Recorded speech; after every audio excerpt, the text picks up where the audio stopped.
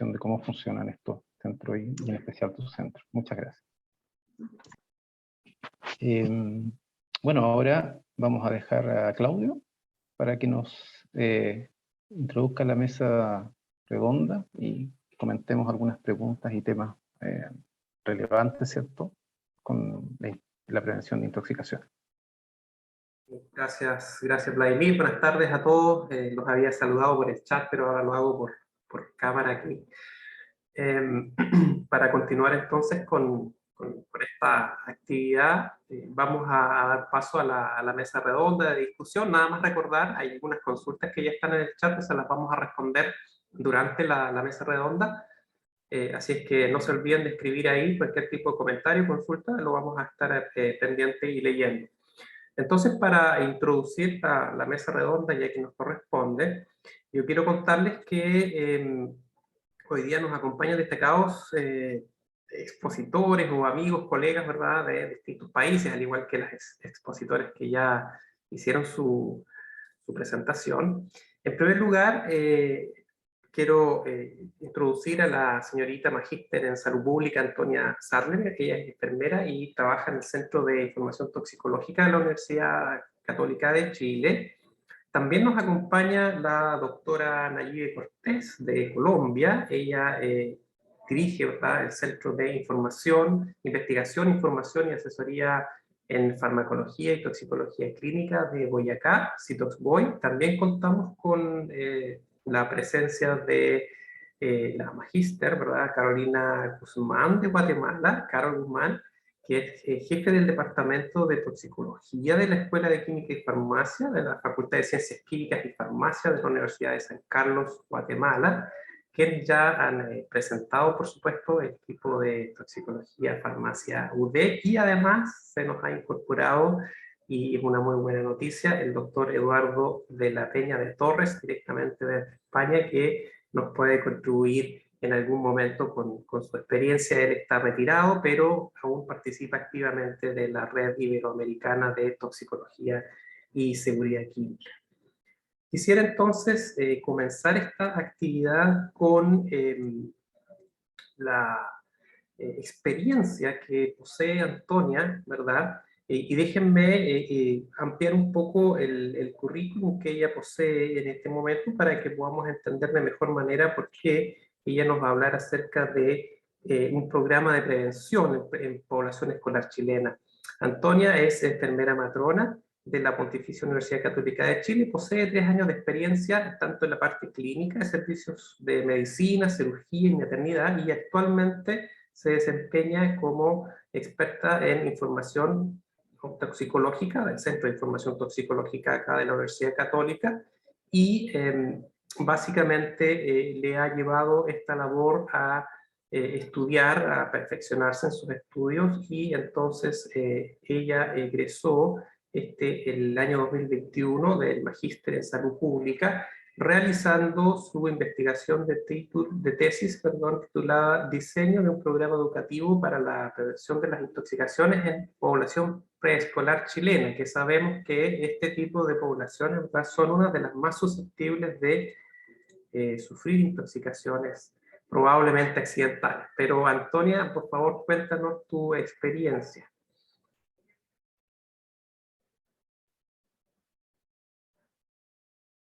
Ahora sí, yo efectivamente trabajo en el CITUC, que es como lo que sería un Poison Control Center, que hablaba Fiorella, así que me gustó mucho su presentación.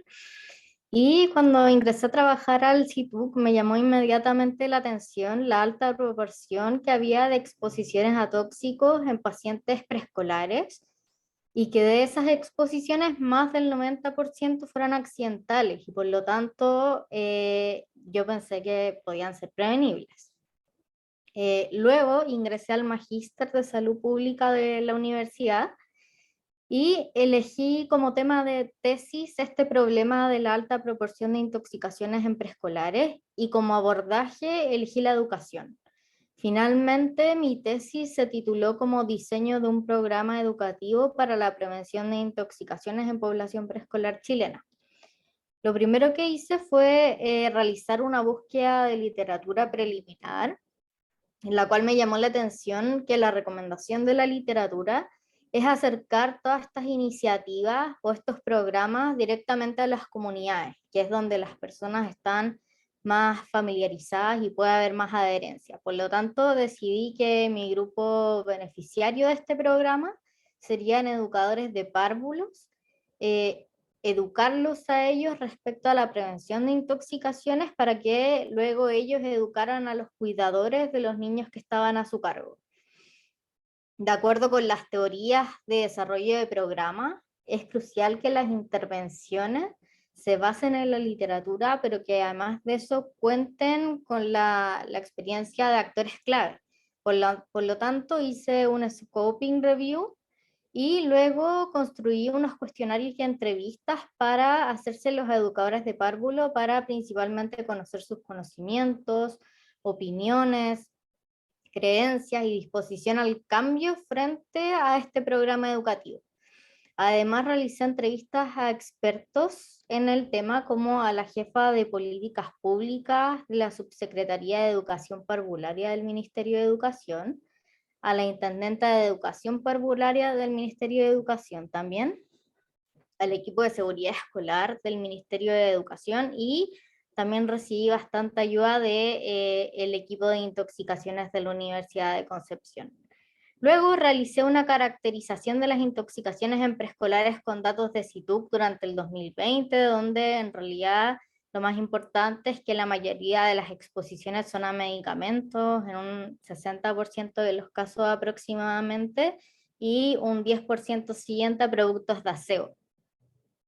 A modo de discusión con lo que pude ir encontrando, primero con respecto a la revisión de literatura, existen barreras para llamar a los Poison Control Center, y eso es algo muy importante a tener en cuenta al momento de diseñar un programa educativo para poder abordar esas barreras y manejarlas, como por ejemplo justamente lo que decía Fiorella, de que la gente tiene miedo a veces de llamar a los centros toxicológicos porque los van a tachar de negligentes con los niños, por ejemplo, o netamente que no sabe que existen.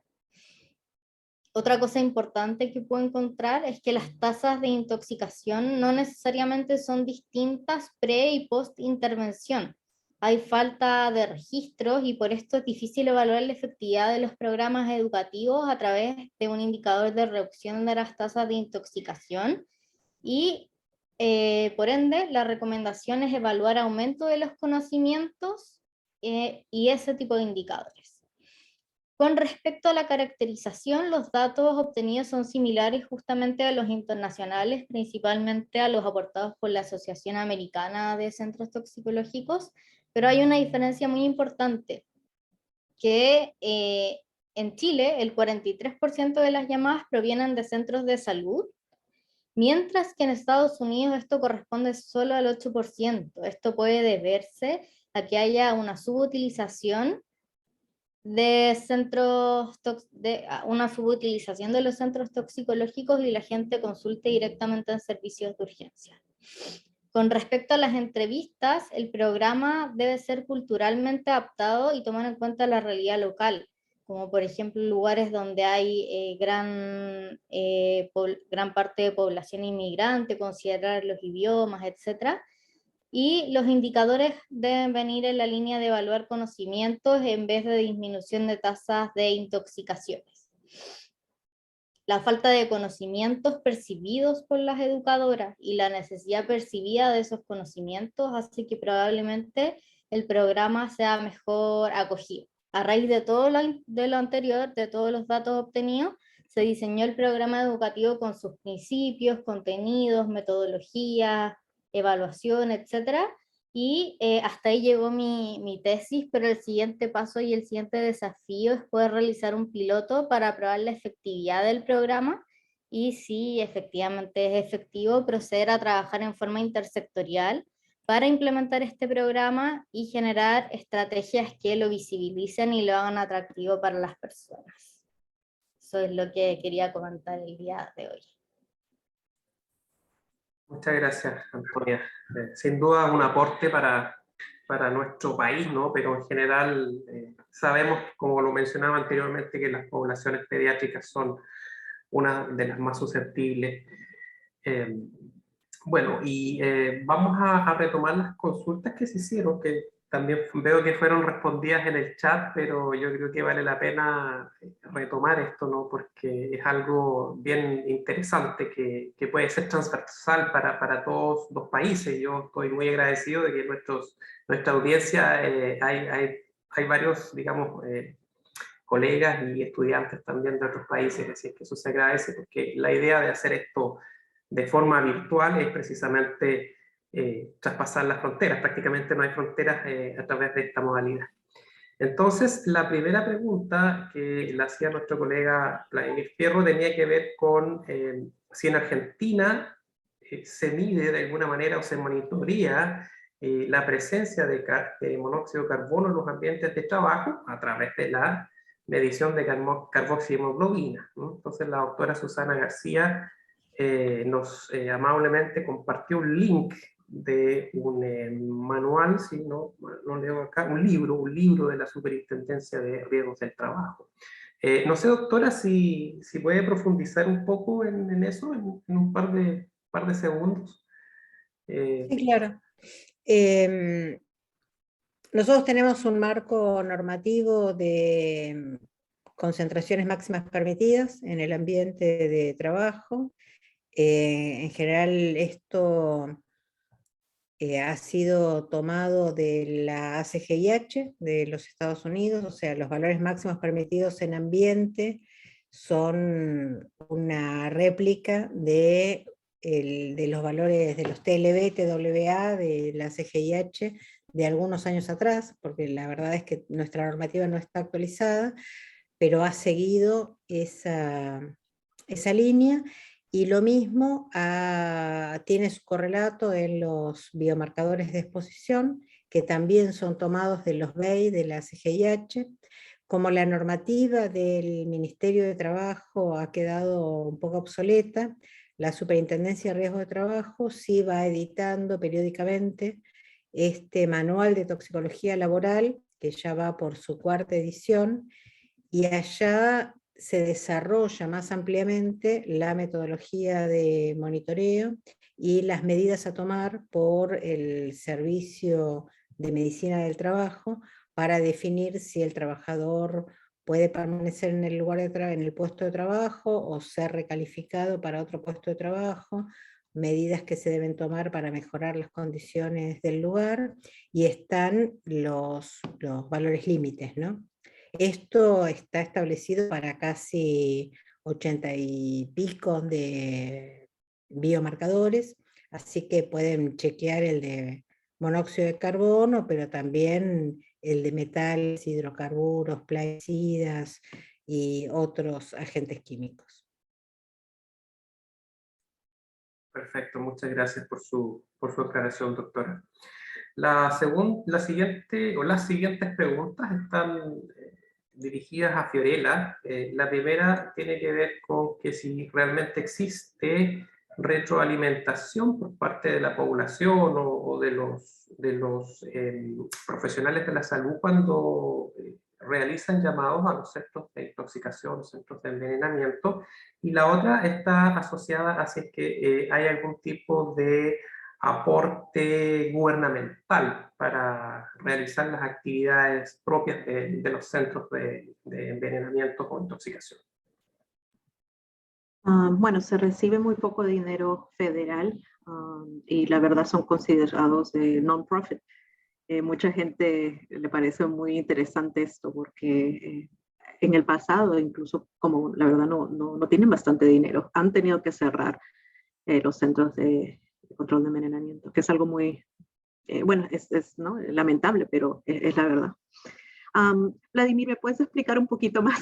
no estaba segura de qué te refieres. Claro, lo que pasa, me refiero a si ustedes reciben por cada llamada que hacen, cuando esas llamadas se concretan, llega una persona a ser tratada en un centro de salud, se les informa a ustedes para que pueda haber un correlato ahí que diga si la persona que llamó llegó y tenga una estadística adecuada. Entonces, bueno, lo que pasa, si una persona, no sé si es lo mismo en Chile o en otros lados, pero cuando una persona llama, ¿no? Depende de cuán severo. Eso, digamos que no es nada que sea severo. Ok, le decimos, ok, bueno, va a estar usted bien, si quiere lo llamamos de nuevo. Y bueno, ahí termina la cosa. Si es algo que va a ser mucho más grave, ¿no? Se continúa con la persona y se le dice a la persona, ok, usted, ¿dónde está? Lo estamos refiriendo en estos momentos al ER y cuál es el más cercano para usted. Y si ellos no saben, lo podemos buscar, ¿no? Lo buscan ahí mismo en el internet. Y le decimos, ok, ahí lo esperamos. Entonces lo que pasa de ahí es que las personas han sido del departamento del ER, ¿no? Han sido notificadas y les decimos a una persona que está viniendo, digamos, porque, no sé, una serpiente lo ha mordido. Entonces las personas ya están listas ahí en el hospital para ellos. Y nosotros continuamos con las llamadas hasta que la persona ha salido ya bien, ¿no? Del hospital o, bueno, lamentablemente ¿no? Fallece. Entonces así podemos saber si la persona, ¿no? Ha tenido ayuda médica. ¿Esa explicación ayuda un poco? Sí, sí, bastante. Ahora me queda mucho más claro, gracias. Bien, muchas gracias. Sí, al parecer hay otra pregunta, pero la vamos a dejar para luego porque quisiera darle la palabra a las otras integrantes de la mesa redonda, empezando con la doctora Nayibe. Por favor, si es que gustas intervenir con algún tema de que lo habíamos dejado ahí, ¿no es cierto? Tal vez la utilización de mala utilización de medicamentos, posiciones tal vez propias en tu región, en tu país. Por favor.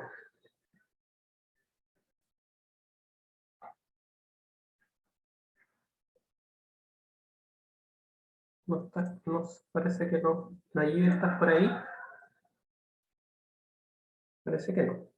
No te escuchamos. Ahí está silenciada, sí. Ok, listo. Gracias. Bueno, pues la experiencia es también muy parecida. Yo soy de Colombia, yo soy médica, especialista en toxicología clínica y como lo dijo el doctor Claudio, estamos coordinando el centro de toxicología que en Boyacá, pues en Colombia son 3 o 4 máximo y se llama Citosboy. En este centro se presenta la estadística muy parecida a la que nos presentó la doctora Fiorella. Es muy parecido, generalmente son AINES o acetaminofén o analgésicos los que se presentan la mayoría de intoxicaciones más por medicamentos. El problema es que aquí, si es de libre, cualquier medicamento se expende, hasta los antibióticos los expenden, aunque hay una ley que dice que no, sin embargo eso lo expenden y a veces pues se suscitan eventos adversos o intoxicaciones secundarias a esto. También es muy frecuente los elementos de aseo y el consumo accidental de los niños por el reenvase. Eso me ha llamado muchísimo a mí la atención.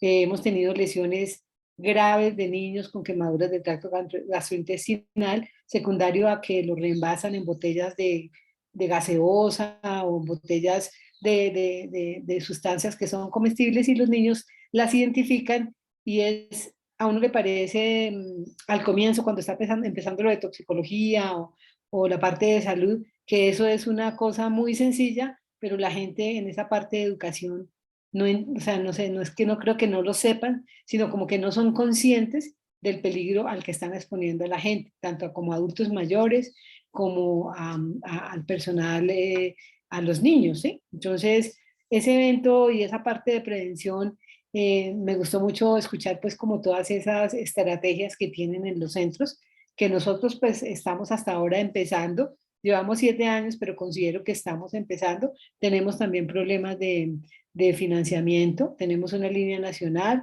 y tenemos la línea también de Boyacá. Sin embargo, a veces la gente no está suficientemente enterada o de pronto sí está enterada, pero no tiene la conciencia de lo que pueden generar acciones simples como el no reenvasar sustancias. Entonces, pienso que en esa parte hace muchísima falta educación, por lo menos en Colombia, y pues yo creo que a nivel mundial, porque a eso a veces no se le da la importancia que se necesita, porque de pronto a nivel periodístico no vende tanto como otro tipo de cosas, ¿cierto? No es como tan boom como en otro tipo de eventos. La idea es que pues como podamos fortalecer nosotros esta parte de prevención, que mirándolo a largo plazo es algo que vale más la pena que estar haciendo atenciones de pacientes con complicaciones y con lesiones que pudieron haberse prevenido, ¿no? Pues o sea, esa parte me parece a mí muy importante, y pues yo creo que podemos trabajar todos en esa parte, en la educación tanto al personal, inclusive de salud, como al personal en general de la comunidad. Básicamente esa es como la experiencia que tenemos desde el centro. Llevamos 7 años, han ido aumentando las consultas, pero nosotros solamente hacemos consultas de teleexperticia. Acá se define teleexperticia, es que un profesional llama a otro profesional para darle asesoría sobre algo de un paciente que está viendo. No podemos hacerlo a la comunidad general, porque pues sí puede pasar lo de que ya los chicos están consultando internet más que otra cosa, pero pues no podríamos dar abasto porque pues el personal es limitado. Entonces básicamente esa es pues la experiencia desde Colombia Citos Boy. Los otros 2 centros funcionan también a veces con problemas económicos, pero pues ahí vamos. Gracias. Muchas gracias, Nayibe, por tu experiencia. Bueno, contarles también a la gente que hace un mes y algo, creamos este grupo, nos encontramos en la red latinoamericana de toxicología, ¿verdad? Latinoamericana y el Caribe de toxicología, y formamos este grupo que buscamos hacer algo por la prevención de las intoxicaciones medicamentosas, no medicamentosas, ¿verdad? Eventos asociados a mordeduras, picaduras de animales venenosos, así que esta actividad también en el marco nos va a nutrir, nos va a servir mucho para poder tener ese tipo de información a mano. Doctora Carolina Guzmán, te doy el pase, como decimos acá, para escucharte. No sé si nos puedes contar un poco de lo que están viviendo allá en cuanto a la prevención, en cuanto a la epidemiología de las intoxicaciones. Sé que están trabajando duro con el tema del dióxido de cloro, ¿verdad?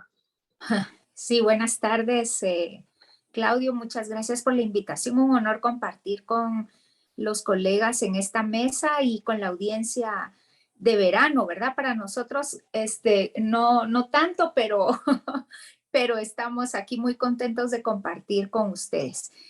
Traje algunas imágenes para poder apoyar un poco, si es factible, pudiera compartirlas para que vean algunos detalles importantes. En el Centro de Información y Asesoría Toxicológica, que así es como se llama en Guatemala, es una instancia de la Facultad de Ciencias Químicas y Farmacia. Esto fue lo que pasó en la pandemia. La línea verde corresponde a las llamadas telefónicas comparadas con otros años. Por supuesto, doctora Fiorella, no nos comparamos en nada en número de consultas ni con Chile ni con ustedes en Estados Unidos. Sin embargo, para nosotros sí fue un impacto, sobre todo si ven el mes de abril, que es el que vemos aquí, fue cuando las personas estaban encerradas en su casa y tuvieron más niños, o sea, toda la pandemia ha sido así, tener a los niños dentro de casa, y eso ha incrementado el contacto también con productos químicos, a pesar de que la mayoría de padres estaban, pero nos dimos cuenta también que en la red social Facebook, que es una de las que tenemos abiertas para el Centro de Información Toxicológica, el número de personas que estaba viendo nuestras publicaciones era muy superior al que habíamos tenido años antes. A pesar de que no hemos ido mucho de redes sociales, sí vemos que hay una gran importancia. El color azul son las mujeres y el rojo son los hombres. Vemos que la mayoría de las personas que ven esta red, en el caso del CEAT, son mujeres en edad de entre 25 y 50 y 50 y 40, 55 años más o menos, ¿verdad? Edad de madres. Y luego Facebook nos puede dar inclusive las ciudades que más han visto nuestras publicaciones, y vemos que la acción que pueda tener el centro va más allá de las fronteras del país y todo esto ha sido gracias, o no sé si de antes, ¿verdad? Las nuevas generaciones y el tema de pandemia buscando información. Y nos tocó, tal y como lo comentaban las colegas anteriores, en época de pandemia, empezar a trabajar en otros temas que no eran precisamente los que estábamos acostumbrados a atender por teléfono. Mire, era común que la gente se equivocara utilizando lejía o cloro o lavandina, como le llaman ustedes en Sudamérica. Pero aquí comenzaron a haber otras consultas como el alcohol gel también, o si estaban limpiando mucho o poco, o si podían combinar compuestos, o si para prevenir la enfermedad podían tomar, que era lo que Claudio comentaba, ¿verdad? Con el tema del dióxido de cloro. Aquí solo estoy compartiendo algunas fotos de los materiales que ya teníamos. Si ustedes ven, todos son impresos, ¿verdad? Son materiales que se repartían en conferencias presenciales. Ahora pues toca hacerlos online y nos damos cuenta de que es muy importante saber transmitir porque en una sola lámina tendremos que dar el mensaje que antes podíamos dar de manera oral o haciendo explicación. Y la importancia de que en el caso nuestro funciona también, además de la línea de emergencia de 24/7, el laboratorio. Entonces, la llegada de muestras muy particulares que nos permitían hacer alertas de alguna forma de lo que estábamos viendo a través de estas muestras, ¿verdad? La importancia de poder comunicar a los ministerios o a la seguridad social casos no solo de intoxicaciones clínicas, sino también impacto sobre el ambiente en algunas comunidades que podían probablemente estar relacionadas con productos químicos o gente consumiendo productos como estas cápsulas que ustedes ven en esa fotografía que llevan a un paciente a una emergencia. Al llegar el análisis nos damos cuenta que dentro de este contenido del polvo de las cápsulas habían unos puntitos, probablemente ustedes los ven ahí de otro color, y cuando analizamos vemos que hay diazepam. Quiere decir que era un producto realmente que no estaba declarando en la etiqueta lo que contenía, aducía que era un producto de origen natural, pero que además no tenía un registro sanitario. Entonces se pueden dar alertas sobre temas así para el ministerio. También el tema de la presencia de animales ponzoñosos que empezaron a salir, tal y como eran las historias que veíamos a nivel internacional, serpientes que estaban acercándose a las casas, a los condominios habitacionales, debido a que había menos movimiento en general, ¿verdad? Y buscaban alimentos, o bien eran lugares que realmente antes eran hábitat de animales silvestres.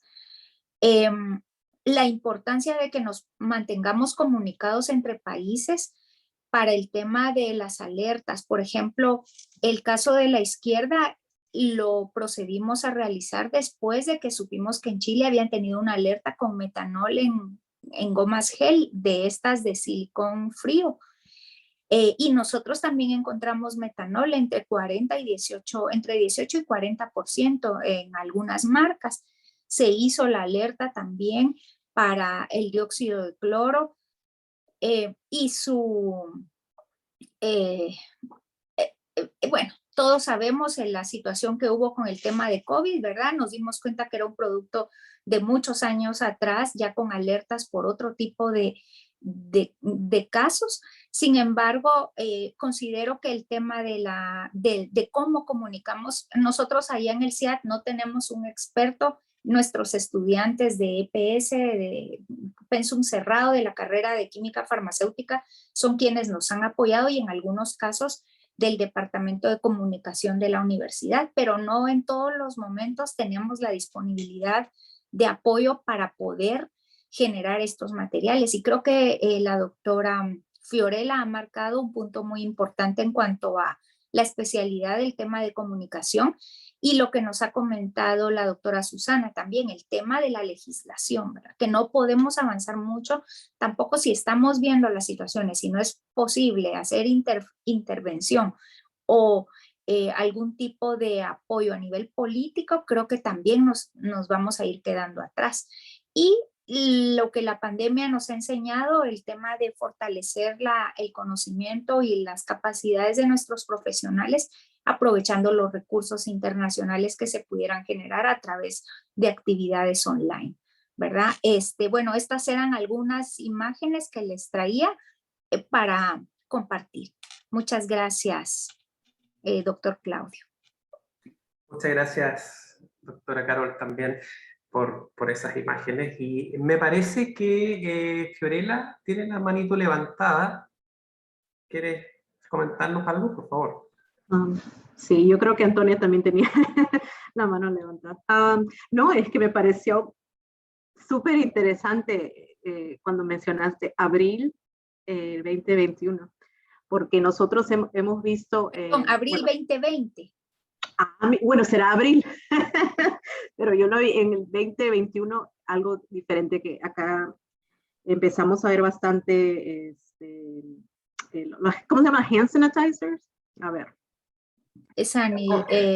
Desinfectantes de alcohol manos. Desinfectante, ¿verdad? Desinfectantes de alcohol que ahora tienen metanol. Entonces, vimos que eso fue algo que la gente de verdad se asustó bastante, y vimos como que la verdad en nuestro sitio de internet, de web, de Virginia Poison Center, las cosas subió. Nunca he visto tanto así, y tiene que ver bastante con las cosas que estamos poniendo nosotros y también lo que hace AAPCC, pero se necesita bastante información, literalmente alguien que trabaje 100% sencillamente en esto, porque es bastante.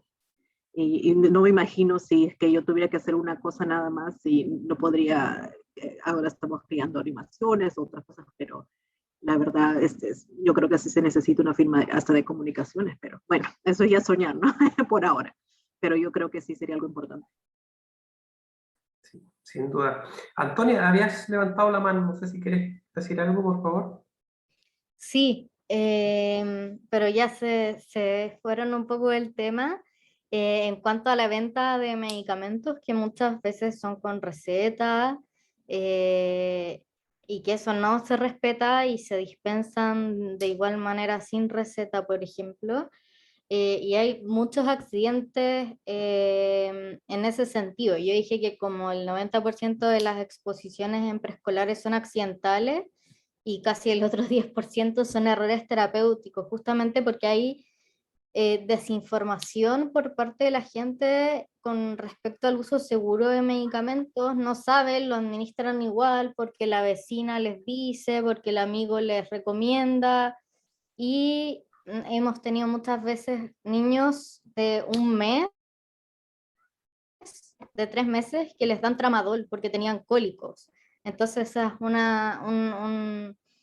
un caso que se presta para intoxicaciones graves.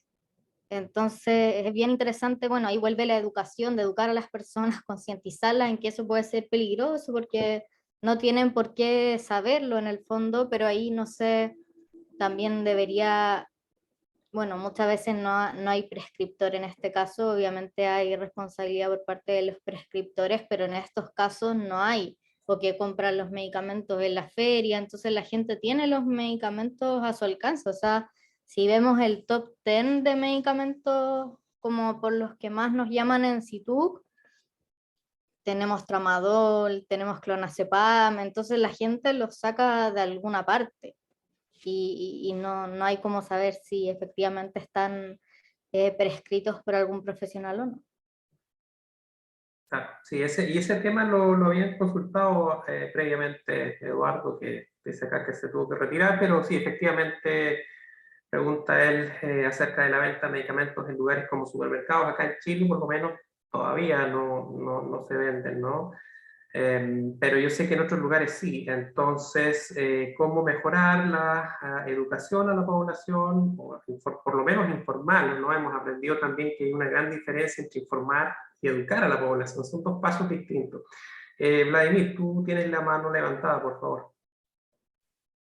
Ya, es un poco lo que tocó Antonio recién. Sí, bueno, hay un tema de informar a la población, pero también se cruza con aspectos que tienen que ver con lo legal también.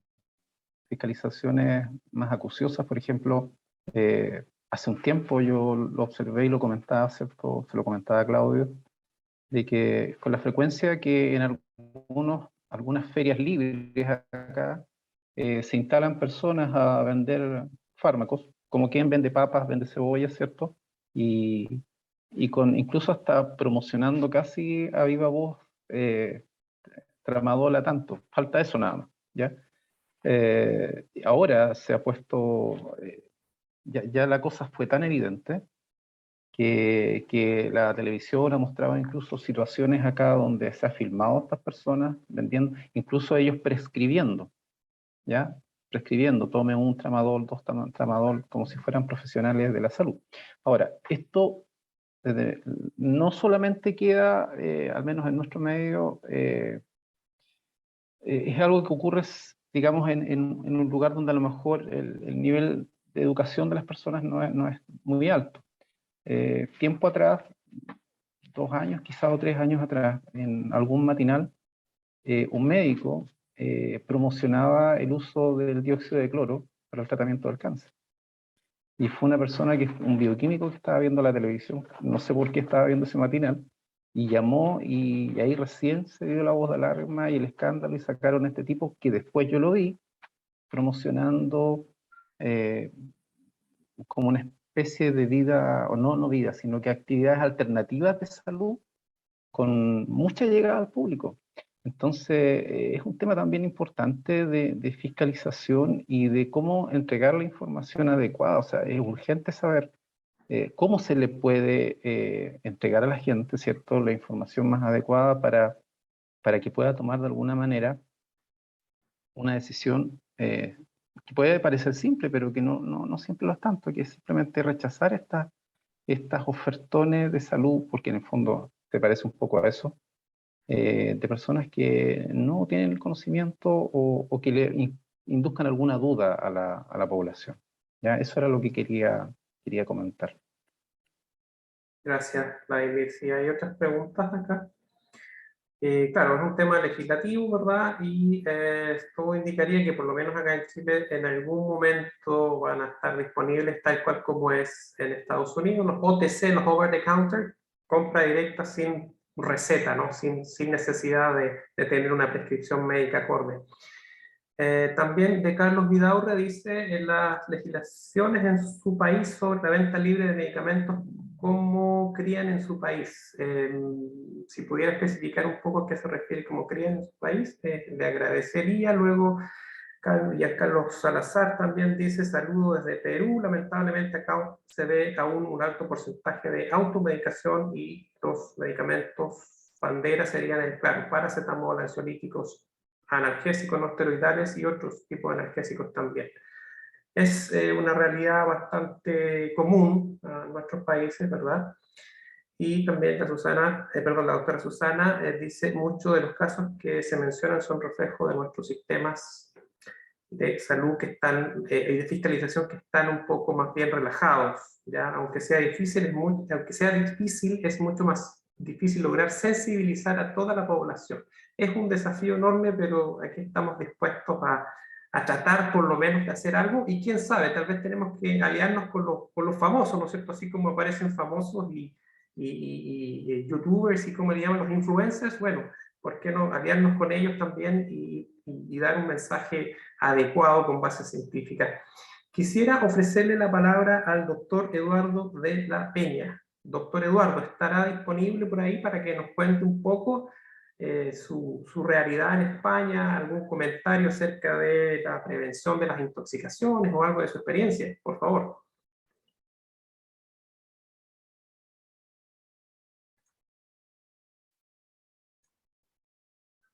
Debe activar su micrófono, por favor.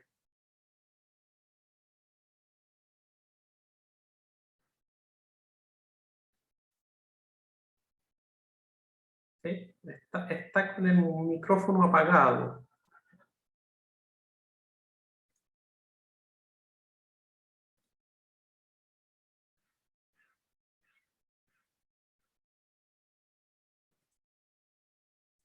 Parece que no. Parece que no lo puede activar. Bueno, mientras tanto, Javier Churango también en Perú se presenta la misma situación que acabamos de escribir. Lo mismo es sí. que no, efectivamente.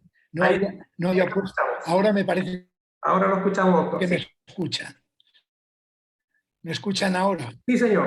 Bueno, fuerte y claro. Pues repito, ante todo, tener la oportunidad de ver a buenos amigos, como son Yaliza Aular de Venezuela, la doctora Carol Guzmán, que coincidí con ella en México, y a otros distintos amigos que siempre es bueno verlos, y este medio facilita mucho estas actividades. Lo que yo quería, y he empezado a decir, pero he visto que no se oía, es que tenemos el Instituto Nacional de Toxicología, tiene un centro de información toxicológica que funciona atendiéndola por médicos, por especialistas, y que contestan dependiendo de la persona que los llame. Si es una persona con formación, le da los elementos para hacer una buena solución del problema. Si es otra persona que no tiene tanta buena información o tan buena educación sanitaria, pues se le aconseja que cuanto antes vaya a un centro a que lo trate. Ese centro de intoxicación, de información toxicológica, es muy activo. Quería simplemente poneros en consideración. Depende del Instituto Nacional de Toxicología, que depende del Ministerio de Justicia. Pero es un servicio perfecto y que sirve a toda a toda España. Perfecto, muchas gracias, doctor Eduardo, por sus palabras y compartir su experiencia. Tengo dificultad a veces, Claudio. De vez en cuando se me va el sonido. Sí, nada más te agradecía. El océano es muy mal enemigo. ¿Perdón? No, nada más le agradecía. El océano debe estar muy agitado. Bueno, pues yo os agradezco la oportunidad que me habéis dado y de nuevo felicitaros. Si en algo puedo ayudar, que sepáis que aquí, aunque estoy ya retirado, pero sigo con la Red Iberoamericana de Toxicología y Seguridad Química. Perfecto, muchas gracias, doctor Eduardo. Sí, algunos otros comentarios acá. Muy bien, a vosotros. Bueno, acá clarifica la pregunta Carlos Vidal de cómo actúan las legislaciones en su país sobre la venta libre de medicamentos. Yo creo que es algo que está bien establecido, en donde la venta libre no es ilegal, digamos, en lugares no establecidos, ¿no? Llámese, como mencionaban, hay ferias u otro tipo de instalaciones que no están preparados y que no están registrados para realizar eso. El problema es que no hay una fiscalización efectiva. Hay que jugar un poco a infiltrarse en estos lugares como para poder de alguna manera descubrir esto, pero curiosamente parece que la población en general tiene más conocimiento de dónde se ubican estos lugares ilegales más que las autoridades. Entonces es complejo, pero sí, sin duda tiene sanción. Lo otro también que está, digamos, muy en el ojo del huracán, como se dice, ¿no? Últimamente, es la venta de medicamentos a través de Internet. Ya, sobre todo en los tiempos pandémicos, en donde le van a dejar a su hogar los medicamentos que usted está comprando, también ahí hay una regulación muy pobre en ese sentido, y por supuesto que también conlleva los riesgos asociados a el no estar consumiendo un medicamento que sea necesario. Por lo tanto, también es algo preocupación. De hecho, el Instituto de Salud Pública de Chile en sus redes sociales y en su sitio web, ¿verdad?, ha declarado la guerra al comercio ilegal de medicamentos, pero claramente de ahí, del dicho al hecho hay mucho trecho, como se dice, ¿no? Son distintas etapas que hay que ir avanzando, pero es complicado. Es difícil finalmente tener esta efectividad en la pesquisa de los casos de la situación. Acá Giancarlo Salazar menciona que otro gran problema es la venta libre de los ansiolíticos y su uso como medicamentos usados para cometer delitos de tipo sexual, claro, como armas de sumisión química, ¿verdad? También ese es otro punto interesante. Sí.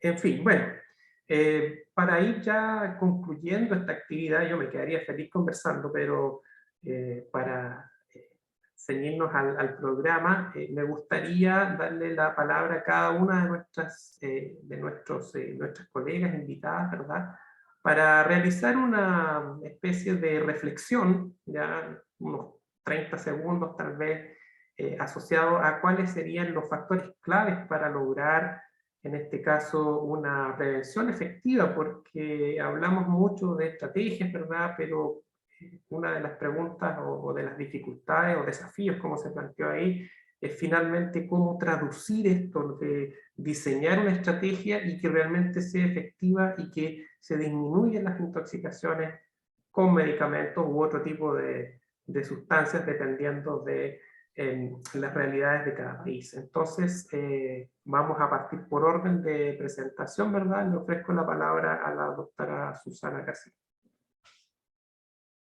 Bien, simplemente como volver, digamos, al centro de lo que fue mi presentación y después de todo lo que se conversó en esta tarde, que nos planteamos el problema de la amplia disposición de agentes químicos peligrosos que tiene la población en general, y en general también nosotros tendemos a ver, digo, yo tengo 30 años de trabajo en centros de intoxicaciones, ahí les puse a disposición el directorio de los centros de intoxicaciones que tiene la Argentina, y la verdad es que cuando uno está en la trinchera, ¿no?, atendiendo a los pacientes, se pregunta por qué estas personas no tienen toda la información necesaria para cuidarse ellos mismos.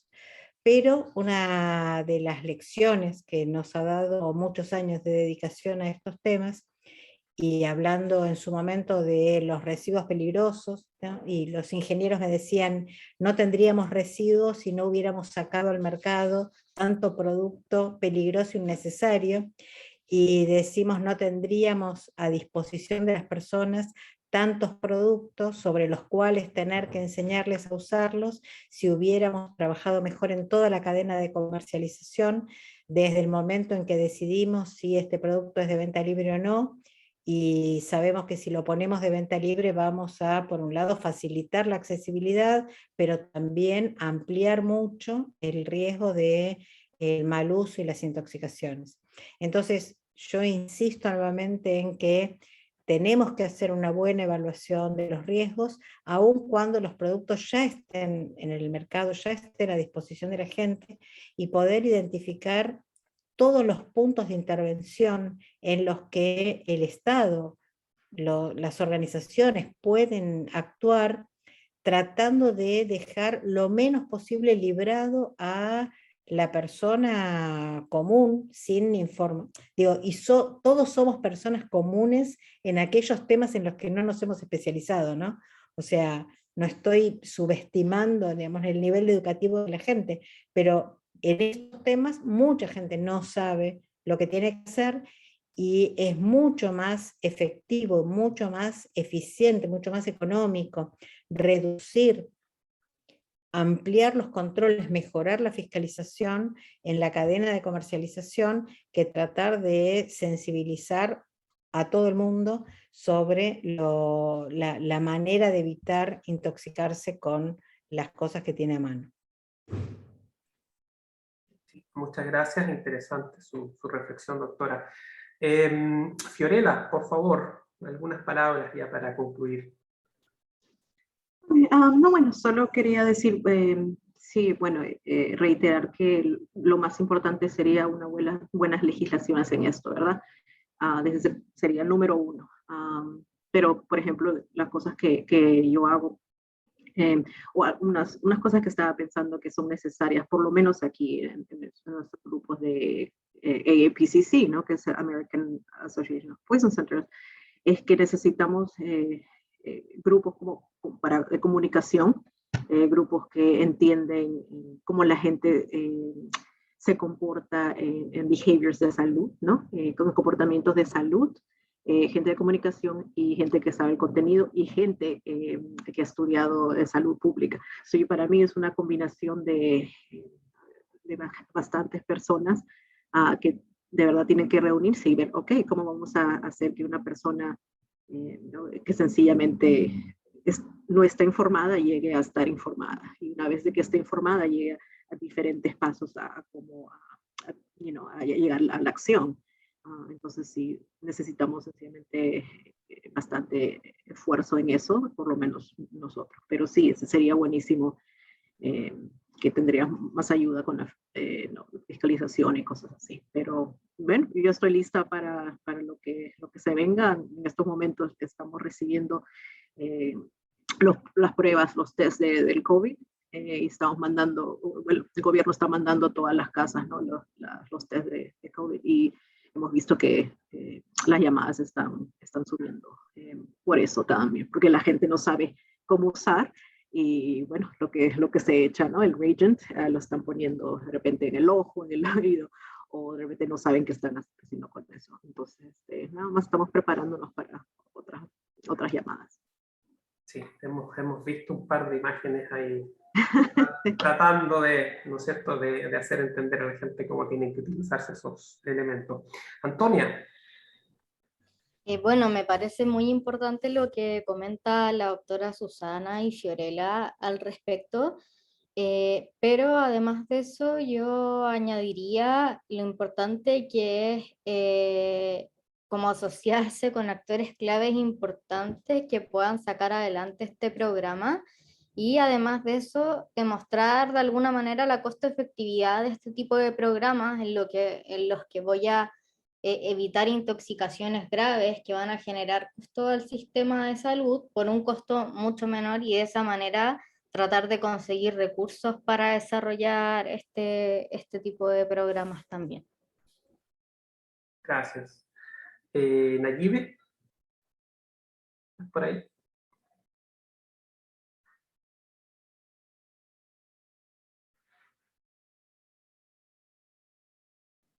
Estás en silencio, Nayibe.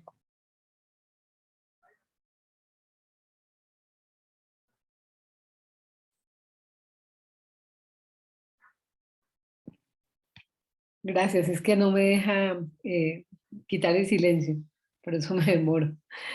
Bueno, pues yo pienso que lo que debemos hacer, o pienso que se podría tener, independiente de la estrategia, tener una comunicación efectiva y asertiva con lo que queremos transmitir. Pienso que ese sería pues como el arma que deberíamos tener en la parte de prevención. Porque yo puedo dar mensajes, pero si no genero un cambio o si no genero al menos algo que en un impacto dentro de las personas que reciben ese mensaje, pues no hago pues mayor cosa, ¿no? Entonces, tener esa capacidad creo que es un reto para todos los que intentamos tener estrategias en salud, que la comunicación realmente sea efectiva y sea asertiva, que la gente quede pues, como motivada a hacer esos cambios que posiblemente pues no los habían hecho antes. Esa es como pues una de las conclusiones a las que pienso que con todo lo que han hablado y con lo que se ha dicho podemos llegar. Muchas gracias. Carol. Sí, yo coincido con mis colegas con relación a la importancia de una mayor relación con autoridades de salud que pudieran tener una influencia sobre el tema de legislación como un arma de apoyo, pero también el tema de la detección de posibles situaciones anómalas para el tema de vigilancia, cuando hacen llamadas y comentan acerca de ciertos productos que a lo mejor no conocemos, y que, por ejemplo, podemos consultar a colegas de México, de El Salvador, de Honduras, en el caso nuestro, que son los países vecinos, para ver si ellos han tenido casos similares, muchas veces con productos ilegales que nos están llegando y que probablemente no sabemos qué es lo que contienen. Yo creo que esa comunicación entre centros y profesionales sigue siendo muy importante, y el tema de equipo con varias disciplinas para podernos apoyar en el tema de comunicación es un hecho que no es necesariamente nuestro mayor fuerte, diríamos, y sí necesitamos sobre todo el tema de cómo se comunica uno con alguien que no sabe que si pone un producto agrícola en un envase de alimento, se puede contagiar, ¿verdad? Contaminar o puede generar un problema de salud, porque la botella se ve tan bonita vacía que no alcanzan a pensar que lo que tenía dentro antes podía darle un problema. Entonces, ese tipo de reflexiones, ¿verdad? ¿Cómo hacemos llegar la importancia de esos detalles a la gente? Y también el apoyo de las redes sociales y personas que le dediquen un poco más de tiempo a esto para poder estar de una forma más activa, porque si ustedes ven esos resultados nuestros, implica que tampoco hemos hecho mucho esfuerzo, apenas da tiempo de hacer muchas cosas, y eso implicaría tener a alguien que esté respondiendo mensajes casi en tiempo real, ¿verdad? Y es ya una parte que muchas empresas tienen personas contratadas, como nos lo dijo Fiorella, solo para responder redes sociales. Entonces, también creo que podría ser algo que a futuro viéramos como una posibilidad. Muchas gracias, doctora Carol. Doctor Eduardo, no sé si quiere realizar algún tipo de reflexión acerca del tema de prevención.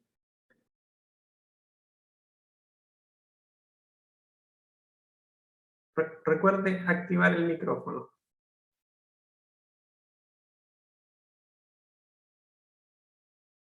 No, efectivamente, no es... Se me olvida poner el micrófono. No, simplemente felicitaros. No tengo... sí es una buena idea el que haya una colaboración. Lo que un problema para uno puede ser un problema y otro lo tiene resuelto. Yo cuento una anécdota. Tengo una hija en Johannesburgo. Entonces, uno de los problemas que tiene en los yacimientos es que hay serpientes. Entonces yo me acuerdo que le consultaba a un colega, López Orozco, sobre un antiveneno para un problema. Y me acuerdo que me contestó al minuto. Era un tema que para él es habitual, para mí animales ponzoñosos en España no hay.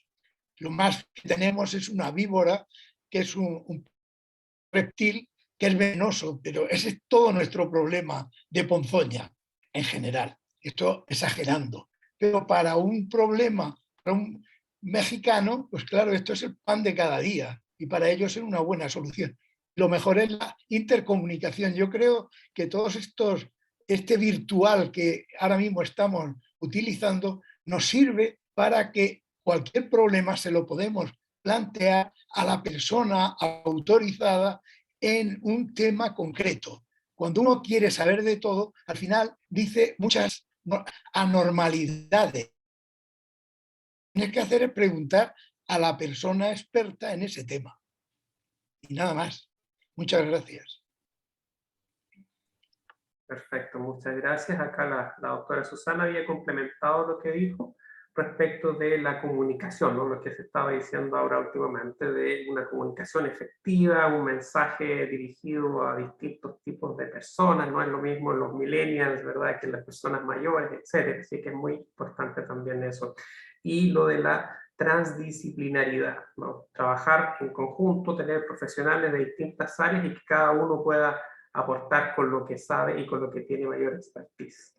Les doy la palabra a mis colegas, ¿no es cierto?, equipo de toxicología, farmacia UDEC, para que ya vayamos cerrando esta actividad. Berta, Vladimir.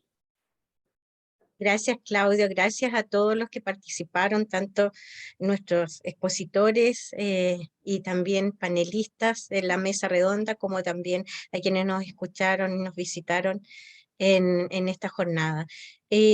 Bueno, en general, de todo lo que hemos conversado, soy una convencida de que el trabajo en conjunto, interdisciplinario, multidisciplinario, es claramente necesario y provechoso.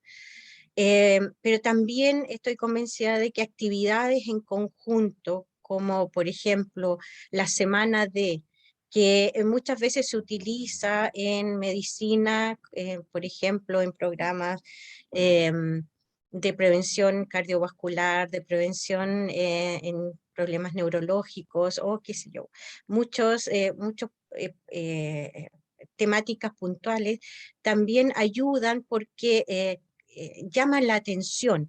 Y más si se hace, por ejemplo, a nivel de no solamente un país, sino que a nivel región de Latinoamérica o incluso en trabajo conjunto con, en este caso, Estados Unidos, México, que nos queda un poco más lejos, pero con los cuales tenemos en común, como lo vimos aquí, una temática que traspasa fronteras.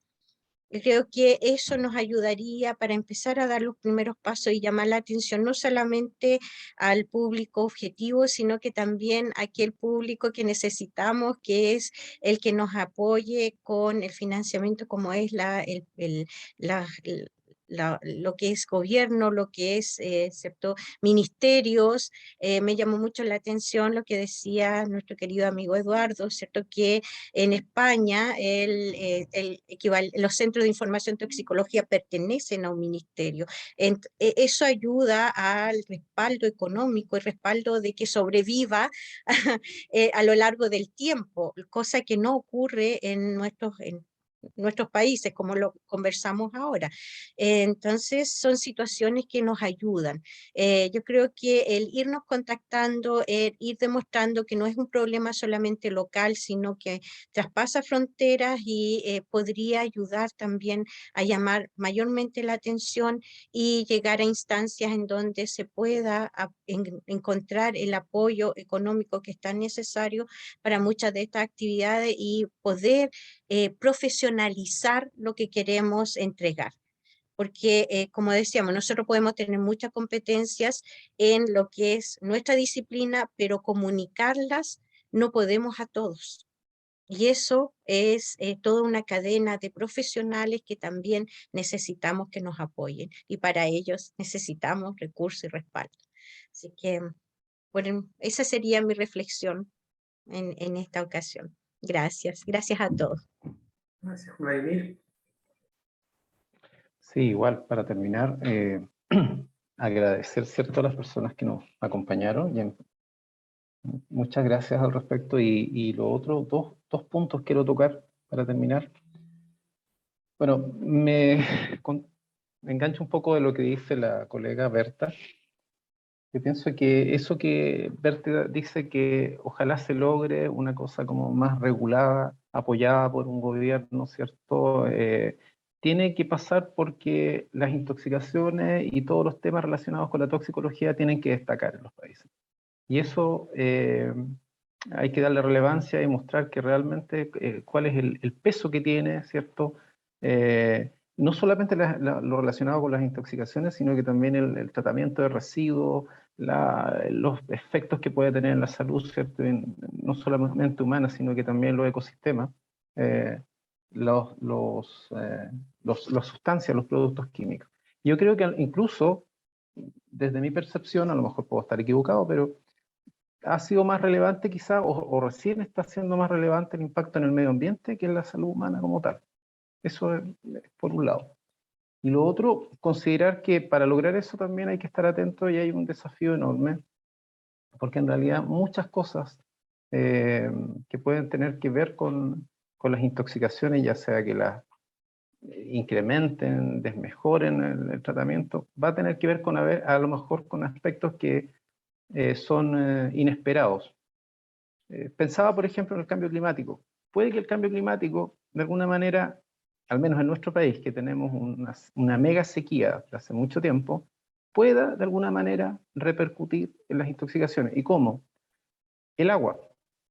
Cada vez el agua, ¿cierto? El uso que le estamos dando, pensaba, por ejemplo, en la presentación que se tocó, ¿cierto? El tratamiento para las personas que son expuestas a plomo, que tienen que tener un tratamiento, ¿cierto? Donde se tienen que lavar con abundante agua, qué sé yo, y eso, a lo mejor, especialmente en los sectores con menos recursos, va a tener que ser postergado, y eso de alguna manera a lo mejor va a tener un impacto en ese tipo de intoxicaciones. Entonces, pienso que hay que estar alerta, ¿ya? Alerta de los factores que podrían repercutir, ¿cierto?, en incrementar o empeorar algunas situaciones de intoxicaciones, ¿cierto? Y a lo mejor eso que parece un poco descorazonador, yo pienso que se tiene que tomar como un desafío, a estar alerta. Eso es mi reflexión. Gracias, Vladimir. Nada más un comentario de la doctora Susana al final, que en España dice las empresas que publican el teléfono del Centro Nacional de Toxicología en sus etiquetas tienen que brindar un soporte económico a dicho centro. Antonia, tú me corriges si estoy mal, pero aquí me parece que pasa algo similar. Y pasa algo similar. Nosotros antes recibíamos donaciones, entonces era como más voluntario, pero ahora se hace un contrato con la empresa y es más, así nos financiamos. Ese es el mecanismo principal de financiación. Perfecto, muchas gracias. Y agradecemos también la participación y el comentario de Maritza.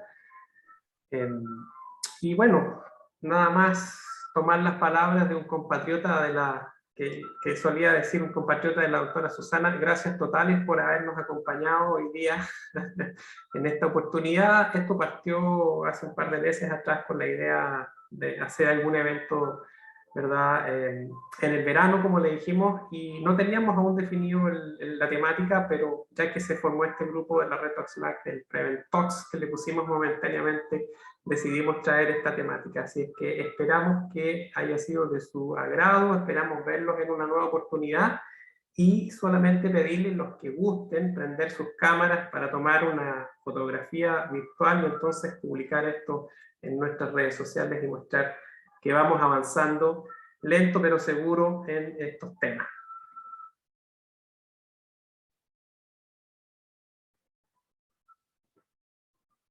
Vamos a tomar algunas acá. También ustedes pueden ahí tomar algunas fotografías, ¿verdad? Bueno. Con eso entonces damos por finalizada esta actividad. Una vez más, agradecido de su presencia, de sus mensajes, que estén todos muy bien. Que tengan un buen resto de semana, un excelente fin de semana también. Muchas gracias. Muchas gracias. Que estén Chao, muy chao. bien. Chao, chao. Saludos. Saludos para todos. Abrazos toxicológicos.